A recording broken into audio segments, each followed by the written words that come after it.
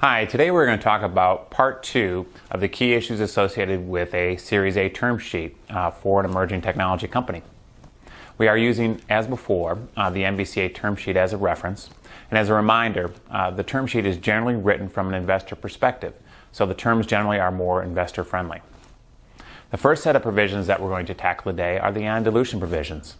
In the context of a Series A financing, the anti-dilution provisions provide the holder of the right to receive additional securities or some form of price adjustment in the event that securities are subsequently sold at a lower price than that paid to the holder of the right. The NVCA form has 3 alternatives. The first is the weighted average, which is by far the most commonly used in a Series A financing transaction involving an emerging technology company. The weighted average formula takes into account the sale price of the securities as well as the number of shares sold in the formula in determining the appropriate price adjustment. The second alternative is referred to as a full ratchet. In the event of a sale of securities at a lower price, which is sometimes referred to as a down round, the investors with full ratchet and dilution protection receive the same price for the securities as issued in that down round. The third alternative is actually no anti-dilution protection at all. In other words, in the event of a down round, there would be no price adjustment. Having no anti-dilution protection is uncommon, though, in a Series A financing with institutional investors. An important area not to forget about with respect to anti-dilution provisions is the provisions that relate to the exceptions to the adjustment. Some are very common, while others are typically negotiated. Following the anti-dilution provisions in the NVCA term sheet are several provisions that I'll just touch on briefly. The first is the pay-to-play provisions. These provisions are designed to help ensure that investors continue to invest in the company after the Series A financing. It creates penalties for those who don't. Pay-to-play provisions come in and out of favor and currently are not seen very often in Series A financings. The same is true for the mandatory redemption provisions that follow.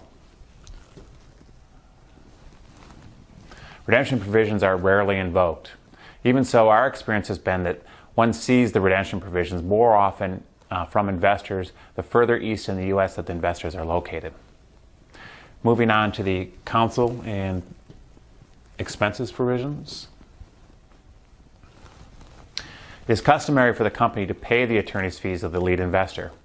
We typically advise our clients to cap the amount of fees reimbursed and only include reimbursement for those transactions that are consummated. Doing so helps to align interest in closing the transaction in a timely and cost-effective manner. The next set of terms are the registration rights provisions. These provisions relate to the company having publicly traded securities. While lengthy, in our experience, these provisions are not heavily negotiated in Series A financings as, among other reasons, the likelihood of any particular company going public is relatively small and the terms are relatively standard. We'll skip over the management and information rights provisions and move on to the participation rights provisions. In our experience, what is typically negotiated with these provisions is whether the rights are just participation rights or whether they are rights of first offer or sometimes referred to as preemptive rights. The issue can have significant impact in later rounds. The other issue sometimes negotiated here is whether all investors have the rights or just major investors, which is typically a defined term referring to those investors who have invested a certain amount or above a certain number of shares that they may hold. The next key provisions cover matters over which the investor's director's consent is necessary for the board to take certain actions.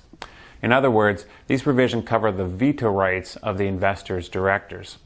These provisions are different, though, than the provisions mentioned in Part 1, which covered matters over which the preferred stockholders have veto rights.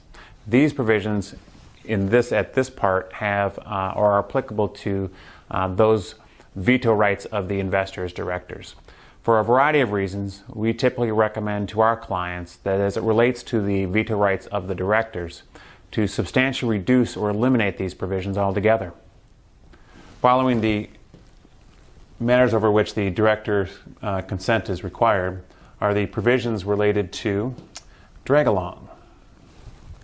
In essence, these rights enable the holders to compel other shareholders to sell their stock or otherwise agree to the terms associated with the sale of the company.